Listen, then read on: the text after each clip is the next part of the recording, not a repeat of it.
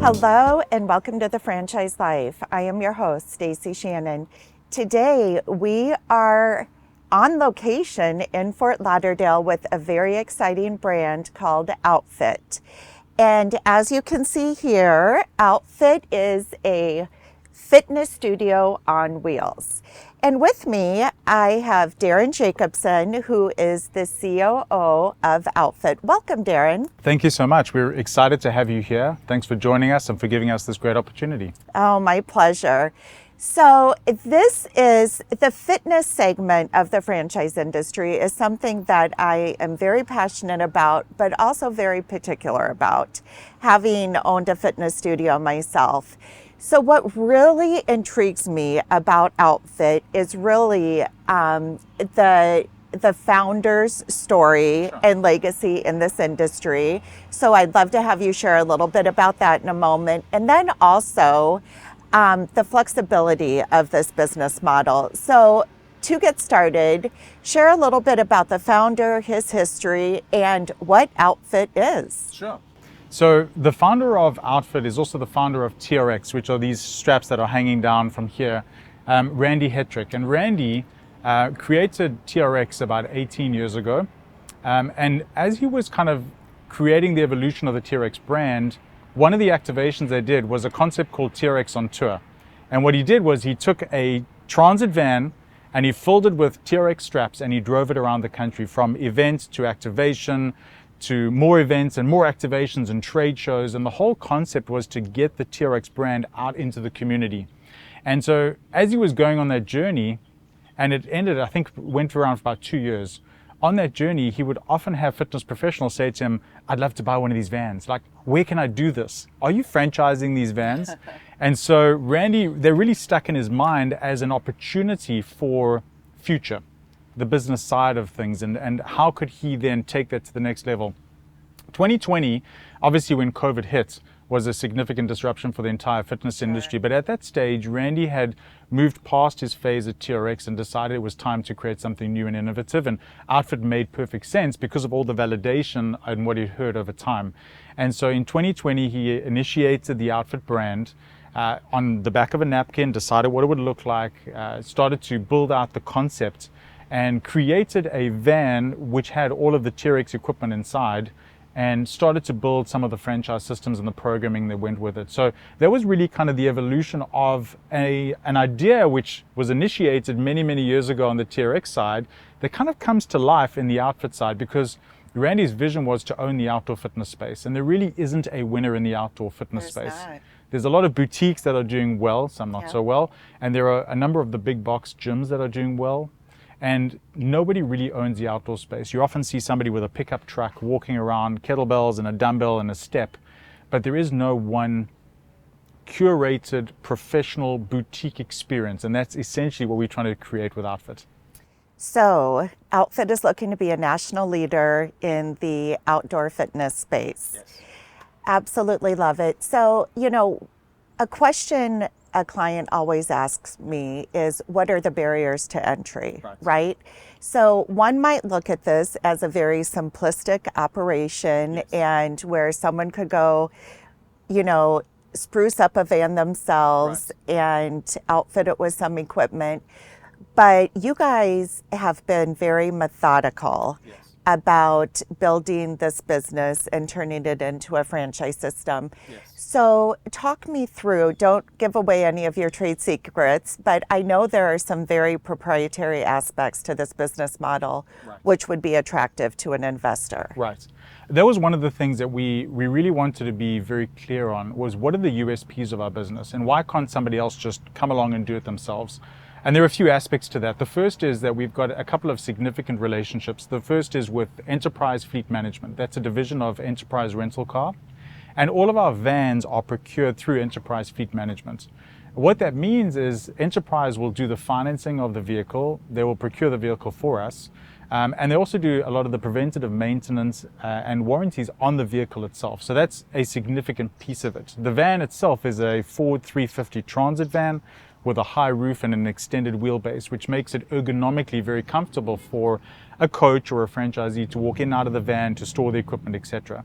So enterprise fleet management is one significant USP for us. The second is, when you look inside of the van, it was really important for us to make sure that we had all of the equipment secure, structure, and safe within the vehicle itself. And so we work with a steel manufacturer up in Erie, Pennsylvania called Warren Co. And Warren created the internal structure that allows us to store all the equipment we need to train up to 100 people. And so when you look inside the van, we've got all of the TRX equipment stacked in certain places and locked down according to Ford specifications and Ford safety and load testing requirements. So that's the second part of it. But the main one, I think, is the integration of technology. And we've spent a good couple of years building out our technology from scratch. The technology is such a massive part of what we do because it serves a number of purposes. The first is from the consumer side. We have our app, we have our websites, but the app is the true connection with the consumer. On the app, they're able to search for classes, they're able to book classes, make payment for classes, and subscribe to our membership. But it also integrates with geolocation. For example, we're in a park today in Fort Lauderdale. Some of the parks are really big. You can't just say to a member, meet me at the tree by the trash can near the bathrooms.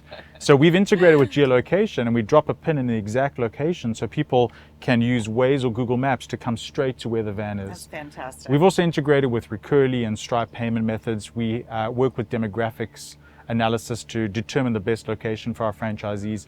But we have the front-facing, which is the consumer app, which is for the consumer. We have the back end for the franchisee, which allows them to have all of the data and analytics on the van and the performance of the van, the performance of their classes as well. And then we have the data for the franchisor to make sure that all of our franchisees are healthy as well. So the tech integration is something that is significantly expensive, definitely proprietary, taken us a couple of years to put together. But it is the best of the best integration to allow our vans to really come alive.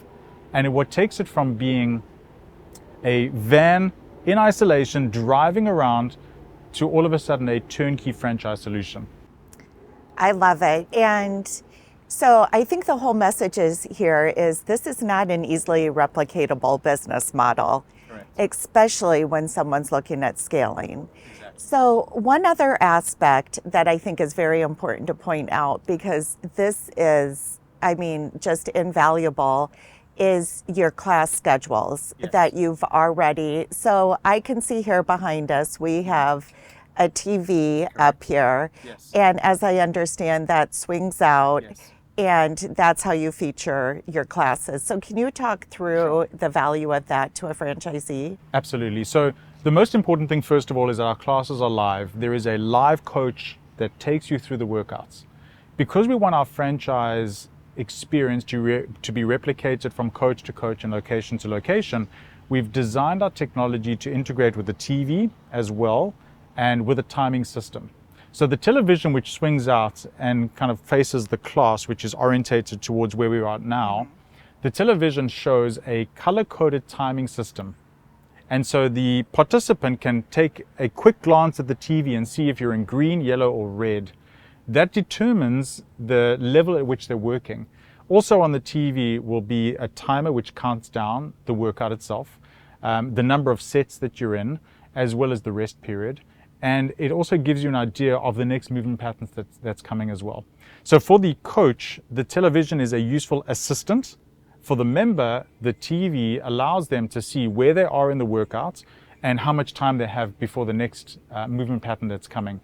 It's also audio as well. So every time the series ends, there's a beep. They know how long the rest period is, and they move on to the next part of it. So the television is your assistant, but what it does do is it makes the programming, and we've got over 2.5 years of programming already done for our franchisees. And so the franchisee will get a PDF of the workouts. The timer is already created for them. They come in, they put their music on with a sound bar, so they have great music in the outdoors with this beautiful, sunlight and fresh air. They run the workout the way we've designed it, and it's a full body functional boot camp workout. And we've got a number of different workout types, whether it's interval up, interval down, Tabata, pyramids, AMRAPs. We've designed everything for them. And so the franchisee picks the day, comes out, does the workout according to the schedule with the timer, and we know that people are having a phenomenal workout.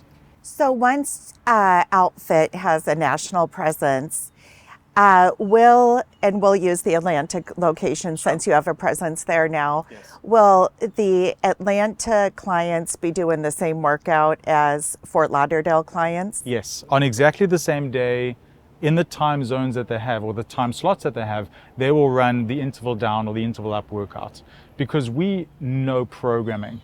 And some franchisees may not be as skilled in exercise prescription as we are. Yes, everybody needs to be certified as a fitness professional. Yes, you need to have your CPR, your liability cover, etc. However, innovation may not be at the forefront of a person that's new to the fitness industry. Sure. We've created the programming for you, and if you run the play the way we've designed, we know you will get repeat visits. We know your members will come back because you are curating a phenomenal experience for them.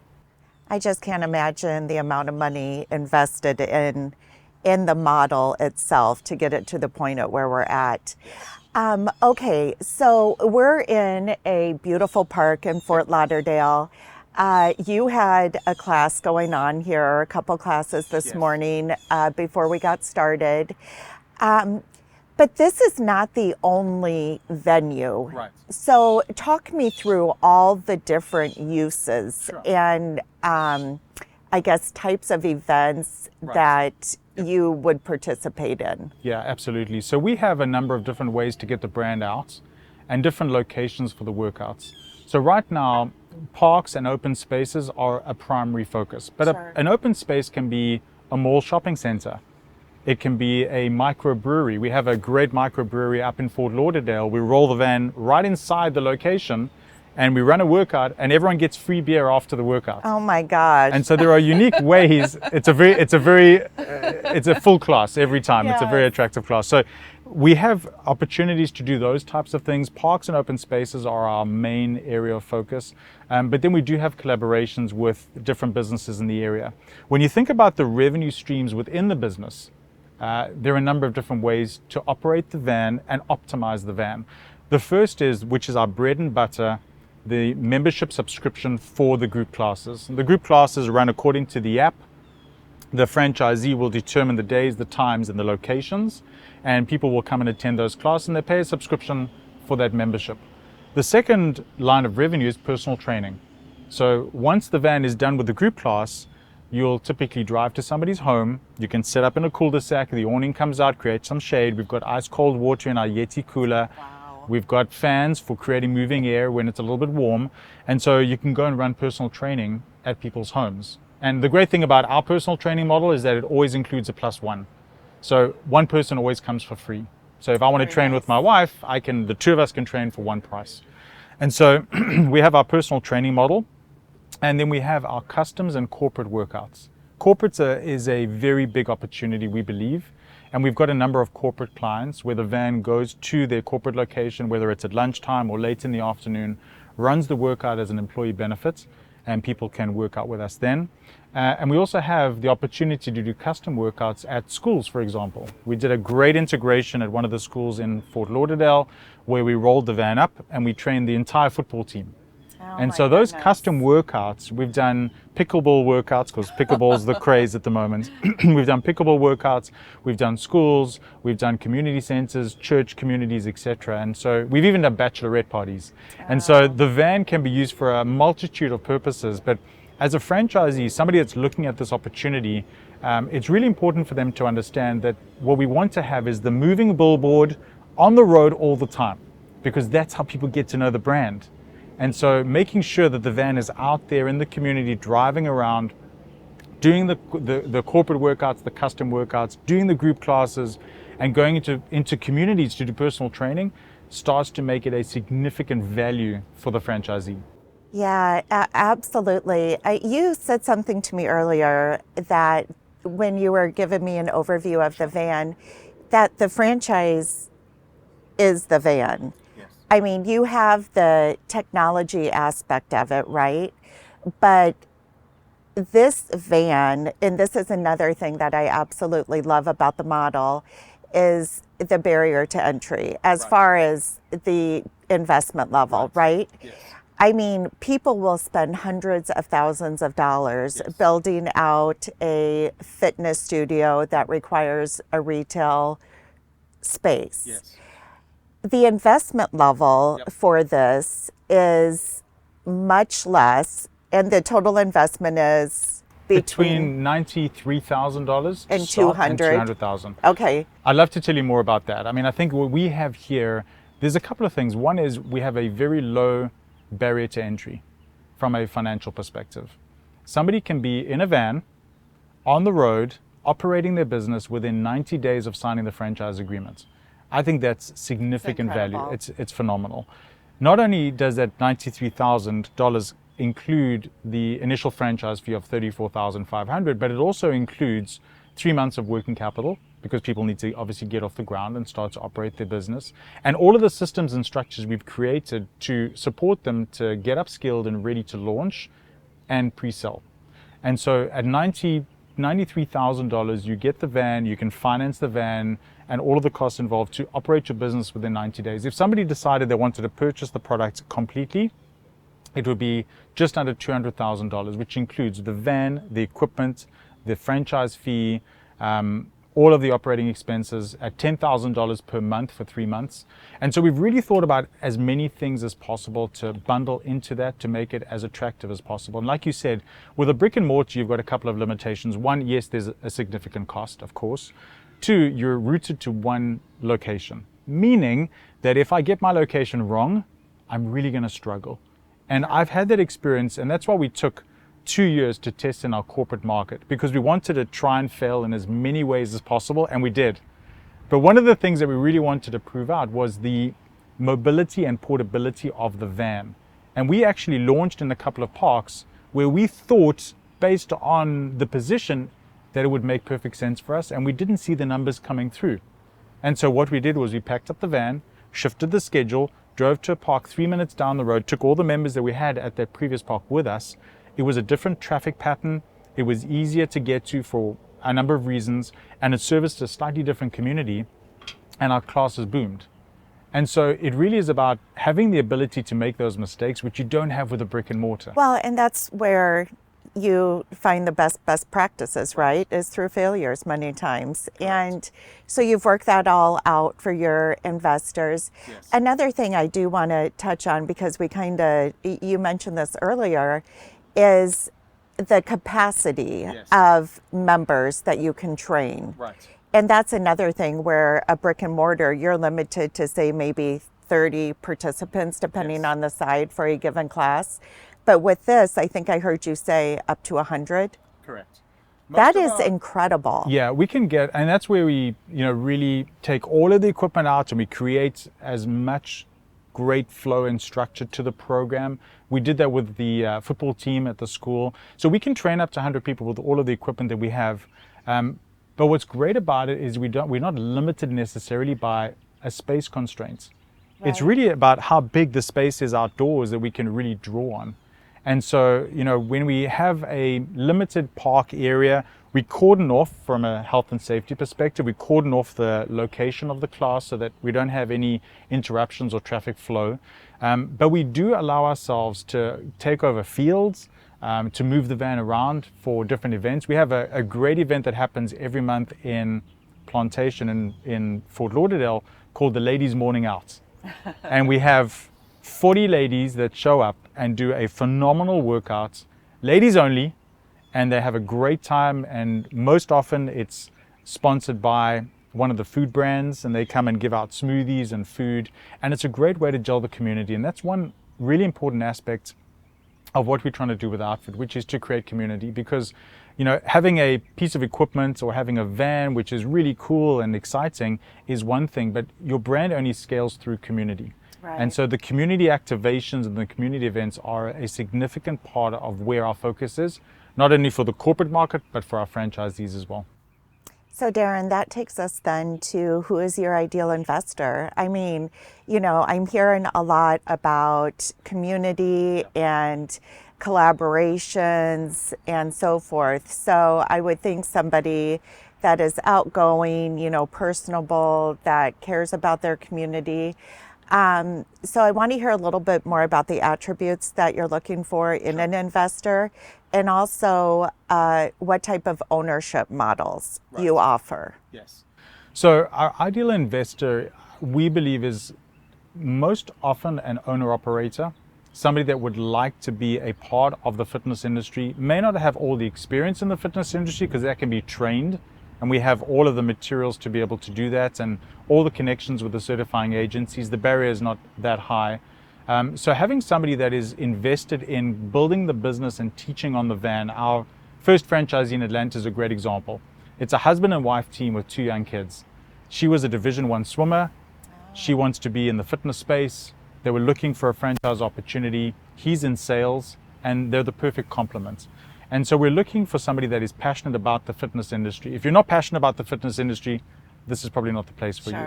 However, the owner-operator is one aspect. On the other side, we are comfortable with an operator that invests in bringing fitness professionals in to operate the business for them.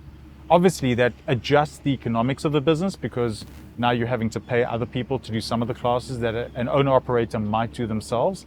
But having a good, efficient, and professional operator trumps a lot of the challenges that somebody that comes in and says, I just want to try this thing, and it doesn't necessarily work. So having an owner mindset or an entrepreneurial mindset is a key attribute for us. We want to have people that are passionate about entrepreneurship and about innovation, but have a marketing capability or mindset, because this product, while it's visible and it's exciting and it definitely attracts a lot of attention, you need to take the product out to the community, you need to market. So you need to be impressionable, you need to be personable, you need to be friendly, and you need to be connected. So owner operator, one aspect, yes. Entrepreneurial, absolutely, that's an attribute. Marketing as a forefront of what they do, or innovation at the forefront of what they do from a marketing perspective, will definitely help. However, we've done all of the testing ourselves and we know all the failures and all the successes, so we'll support and grow with that person. And then typically we're looking for people that are looking to operate a multi-unit entity. You know, one van is great to start, but very quickly, as somebody understands the model and realizes the way they can impact the community, we know from conversations with prospective franchisees that most often they're looking for between 1 and 3 units. And that's kind of where we want to go. I'm glad you brought that up, because on a last note then, that takes us to territory. So with this type of model, there's a lot of benefit to being able to scale within a given territory with multiple vans. Exactly. So, just talk me through that a little bit, because most people, if they're seasoned at looking at franchises, they're going to be given a demographic of, and I'll just use a typical fitness studio, right? They're going to be given a demographic or a territory of maybe population size with a certain per capita income, right? And that's for one location. But this is very different. There's benefits to having this mobile unit. Correct. So the way we look at our franchise territory, number one, because we are new to the franchise space and growing aggressively, we are being overly generous with our territories, which I think is music to most prospective. To that. There are great benefits to that. So we are looking at broadening the territory, but within our territory assignment, we look at a few additional things. One would be parks and open spaces. Drive time from those parks and open spaces to determine an area that makes sense to allow a franchisee to then bring on vans number 2 and 3 to service that area. And so we are looking at it slightly differently, not just per capita income or demographics. That's one aspect of it, but we're also looking at the parks, the open space, and the potential for the van, knowing how our model works. And like I said in the beginning, we're being overly generous to the point where we want to secure great space for our franchisees that allows them to capitalize on those different lines of revenue.